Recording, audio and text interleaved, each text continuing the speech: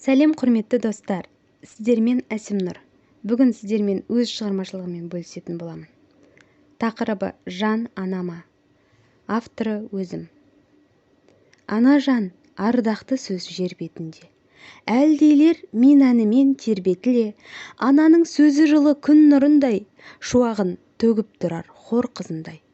Үніңнен жылылық ілеп шашыраған, мен үшін кездерің көп жасымаған, Меккеге үш арқалап апарсам да, қарызым өтелмес ет асыл анам. Асыл анам, мен әлдейлеп өсірген, әлпеш деген бар қатемді кешірген, сәуле шашып күл әлемге күлімдеп, мәпелеген құлыншағым күнімдеп. Кім, қарыздар ол аналарға, анасыз перзенттердің күні бар ма, жер басып, көкті тіреп тұрса дағы, бас иіп, тағзым етер даналарда.